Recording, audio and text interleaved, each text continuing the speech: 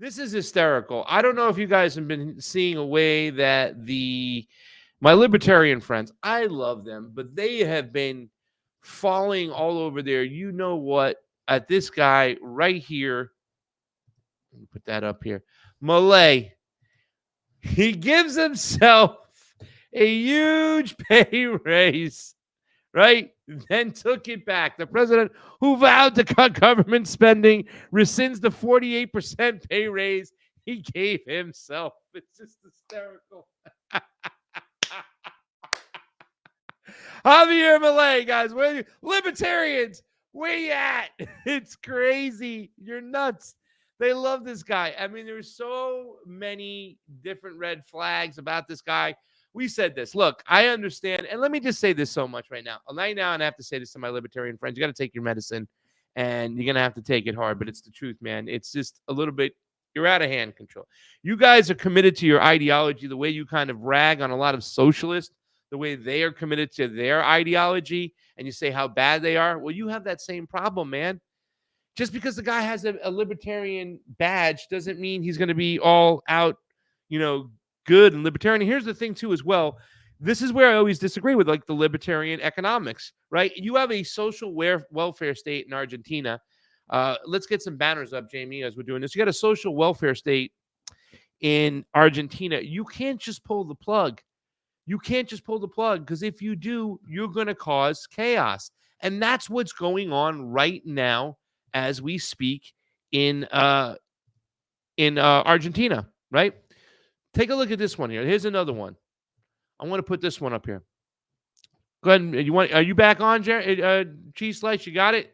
All right. So let's put the first one back, the first one in the doc up, because I just happen to have this about the austerity measures. The very first one in the doc. Are you ready? Here we go. The IMF unlocks a $4.7 billion for Argentina amid economic crisis. Milei austerity cuts. Inflation has crossed 160% in Latin America's third biggest economy, with 40% of the population living in poverty. He's failed right off the bat. Not to mention, he has removed himself and Argentina from BRICS, right? You can go up a little bit. Go back up there. Go up a little bit. See right there? Keep reading. No. Go to the keep reading. Right here. Go up. Keep reading. It's the dots, the big points. Keep going up the other way. The other way. Go down. Excuse me then. Right there. Argentina announces that it will not join the BRICS bloc. They removed themselves from BRICS. What a stupid move. That means they had to take a bunch of austerity measures and loans from the IMF, the Fed. You guys talk about the Fed all the time, yet this guy is in the bag for the Fed, right? Sky high inflation and takes a toll on the mental health of Argentina. He's devaluating the peso by almost 50%. These are all articles that are out there. They've been talking about this time in and time out, and yet you libertarians keep falling over yourselves, bragging about Milei. He gave himself a pay raise, guys. When everything's bad, he's supposed to be cutting spending, but he gave himself a pay raise. You can't make this up, man. You can't make this up. This is just ridiculous. Let's bring up the next article.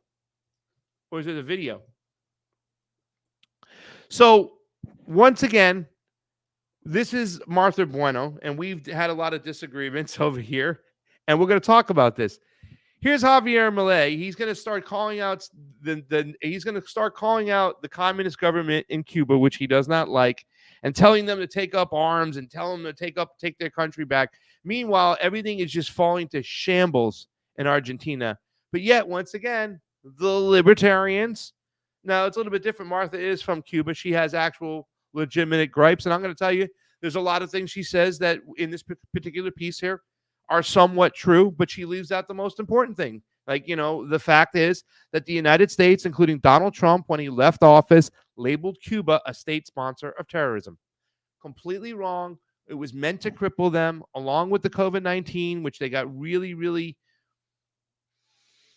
freaked out and shut down the island, which is probably a mistake, right? You can say what Daniel Ortega did. He said that Nicaraguans got to eat, so therefore there'll be no lockdowns. They didn't do that in Cuba. In Cuba, they had lockdowns, and it really affected them because they were so dependent on tourism. But let's listen to Javier Milei, where he's being based. Yeah, the puppet of the left, the guy who's handing over his whole country to BlackRock and State Street, right? And Vanguard. He's based. Javier Milei, el liberal libertario. Is that the president of Argentina, Javier Milei, being based? Yes. Javier Milei, el liberal libertario. Y este mensaje es para todos los hermanos cubanos que están despertando las ideas de la libertad. Se están rebelando contra ese. He says this message is for all the brothers and sisters of Cuba who are waking for liberty. They are rebelling against that régimen, hijo de remil puta, que les está cagando la vida. Tons of bitches screwing their lives. Don't give up on the fight for freedom. Freedom will bring you for your prosperity, well-being, and above all, a lot of happiness. Cuban brothers and sisters, don't give up. Don't give in. It's your time. Okay. So before Martha gets going, how about you shut up and mind your own business and take care of your own country? You're also suppressing freedom of speech in your own country by quelling these protests and saying what they're doing is unjust. Yeah, Javier Milei is doing that. He's taking a ton of money from the Fed, the IMF, right? He's going along with the Western dollar. He's bought off. He's supposed to be cutting the government left and right, but yet he gives himself a raise until he gets called out. He moved out of BRICS. He's pro-Ukrainian. He showed up with a Ukrainian flag. He's a Zionist. The guy's a neoliberal nightmare. He is not a libertarian. Yet, since he has the libertarian name tag, the libertarians are falling all over their asses for him. Sad. Let's listen to this part by Martha Bueno, because she does make some points here that are really important, because the Cuban government is changing, right? This is Diaz-Canel, who's not Castro. He is not a military man. He's an educated man, and he definitely wants to move the country in a different direction, and that's something that Martha, unfortunately, is not paying attention to. The way they want to open up their economy. I think they said that something around 77 sectors of the government are open for markets. In other words, the country is controlled by the state, the old communist way. Well, they've asked the Russians, the Chinese to come in to help them develop markets. And the Russians and the Chinese have agreed. So they're going from 77 sectors of the economy and then opening up to 277 sectors of the economy. They haven't said what sections of the economy they're going to do that, but the finance minister did announce that. Diaz-Canel has talked about that. So they're going more with the Chinese way, which is like free market socialism, where the state is going to control the healthcare. The state is going to control the education, the military, the infrastructure of the country, build projects, right? But they're done with trying to control all the restaurants and the agriculture. So they're going to open that business back up to markets. Listen, when I went to Cuba, I saw a lot of young people who were like, I don't care about the revolution, right? I gotta back Martha when she says that. Not everybody cares about the revolution, because I'm not the typical leftist that goes over there all the time, that wears their Che Guevara shirt and says Viva la Revolucion. That is not me. That's more Fiorella, right? For me, I want to see what's going on. I want to get a feel of what's happening. There have been protests over there. However, I think still the major problem is the United States government. Labeling them a state sponsor of terror even further crippled them, right? It didn't allow them to do business with a lot of people, because once you become a state sponsor of terror, it's worse than the sanctions itself. I couldn't access my banks in Cuba. Go ahead, Jamie, put up some banners real quick. I couldn't access some banks in Cuba. I couldn't get money in Cuba. I couldn't move money around in Cuba, right? You can't do that. And it's hard to get a hold of some Bitcoin machines or try to get that money there. So it's really crippling on their economy. The dollar, you can always exchange the United States dollar for pesos, and you can do it on the black market and get a lot more money for it. So with that being said, is Cuba really to blame? I get it that they have to take some responsibility, because like I said, those young people who I met, they said to me they don't care about the revolution so much. They just want to eat. They want to own their own businesses. However, they understand too as well that American intervention is also part of the problem. So it's a two-way street. And Milei should focus on Argentina over Cuba, right? I believe he should. Let's play the rest of this video. Let's make it nice and big. This is Martha Bueno telling her side. And remember, she is Cuban, so she has a lot of insight to what's going on, even though we agree to disagree. The regime recently announced further cutbacks to basic services, which sparked new protests, with many Cubans yelling libertad, or liberty. Cubans already live in extreme austerity, lacking food, water, and other essentials such as electricity or fuel. While the regime blames the United States, the reality is that Cubans lack the basic freedoms to be able to sustain themselves. For example, Cuba, an island in the Caribbean Sea, prohibits its citizens from fishing in order to feed themselves. It also prohibited Cubans from gardening, raising livestock, or even opening up a small business. Cuba is also facing hyperinflation, with $1 now worth over 300 pesos, or a rise of over 100% since last year. There are currently over 13,000 political prisoners in Cuba, including over 1,000 who were arrested in 2021 for protesting. Among them were over 100 children between the ages of 13 and 17. As a Cuban American, thank you, Javier Milei, for standing in solidarity with the people of Cuba and the ideas of freedom. Viva la libertad, carajo, y que Cuba sea libre. Well, I don't know what you're thinking, Javier. He's got problems in his own country right there, and he's suppressing speech too as well. She does make some points over there. There are a lot of prisoners right now, people who are arrested for protesting Cuba. So, that's something that needs to be looked into. I think there is some truth in what she's saying about as far as the government controlling some of the businesses, but I did meet people who have private businesses themselves. Like I said, Cuba is changing their ways. They want to open up markets. They've said so themselves. Now, my personal opinion is that I'm not going to agree with Martha and a lot of the people who think that the Cuban regime needs to be, overrun and changed, and we should be a part of it. It's a new dawn. It's a new day. It's new times. It would be wise for the American government to open up to Cuba and say, listen, let's squash all the beef. You didn't put the missiles on the island. That was Castro. You're someone different, Diaz-Canel. Even though it is the same Communist Party, it's a different mentality. And as long as they promise not to do what they did before, now let's not forget, those missiles went in Cuba because the United States put missiles in Turkey. And that's why the Russians, responded. That was a reaction to the actions of the United States. The missiles in Cuba were there because of missiles in Turkey, right? So it's like, all right, you're going to put missiles near our border. We're going to put missiles on your border. And we're going to use our friends Cuba to do so. And, at the time, Castro probably went along with it because he had a lot of economic gains from Russia. He needed help. They needed a big brother. They were getting suppressed by the United States, and they're still getting suppressed by the United States. What they should do, number one, is lift the sanctions. United States, lift the sanctions and lift the title, right? The label of state sponsor of terror. That's just ridiculous. Cuba's not that. Cuba has like 2-3 knife stabbings a year. That's it. They're a peaceful society. I felt very, very safe in Cuba in some of the poorest areas. They love us. They're like symbiotically connected to us, if that makes sense, right? The Cuban people, it's just that way. So lift the sanctions. Lift the blockade. It is an economic blockade. When anybody tells you, this is where me and Martha disagree, it is an economic blockade for sure.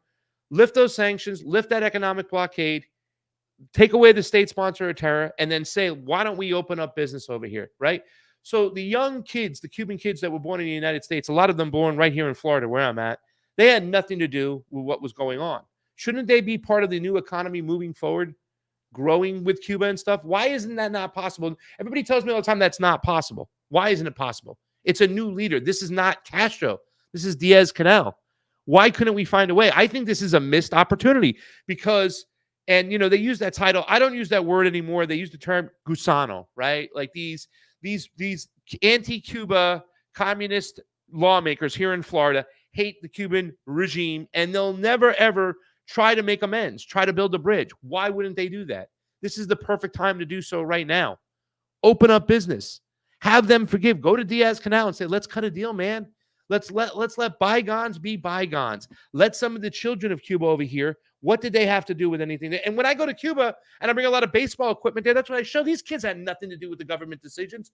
Their government, the United States government. Let's squash this beef. Why wouldn't these Cubans that are here have a chance to participate in a new government, a new economy moving forward? They're going to open up markets in Cuba. That's just a fact.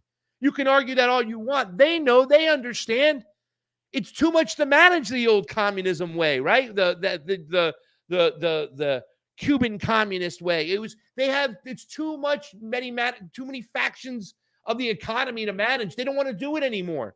They'd rather let people run their own businesses eventually and take those taxes. But they're very suspicious and cautious about who they let in Because whether you like it or not, the Americans controlled their industry. And I'm not just talking about the hotels, the casinos, my people, Lucky Luciano and the Italians, The Godfather, Smaller Piece, Hyman Roth. You know the whole scene over there in The Godfather too. Not just that. All sectors of their economy. United States corporations was in Cuba for quite some time. They got thrown out during the revolution. Whatever the case may be, missiles on the island. Let bygones be bygones. It takes just one person to have the guts and the courage. One of those Cuban lawmakers to say, hey, man, let's forget about that. Let's get in there. Let's do some business. Let's reopen Cuba. You're opening up markets. Let these Cuban people come in and get some of those markets. They deserve it. It could be done. I'm sorry, man. This is one thing that can be done and should be done. Let's reopen Cuba and let's let the people of the United States, the Americans, the Cubans, the kids of everybody who left Cuba. And I understand they're still pissed off at that old regime, but Castro's not running things anymore, man. This could be done. This could be done. I'm sorry. They don't want to do that because they hate their own people. And that is true. But their sons and daughters might, even though they were taught to, if there's a new way and they open it on up, right? And I get it. There's a lot of anger and hate there, but it's old hate. Just squash the beef, man. They could do this. It was the Cuban Missile Crisis was 1962, man. 1962. 52 years ago. 52 years ago, man. I've been to Cuba. This could be done. This could be done. Jamie, what do you got?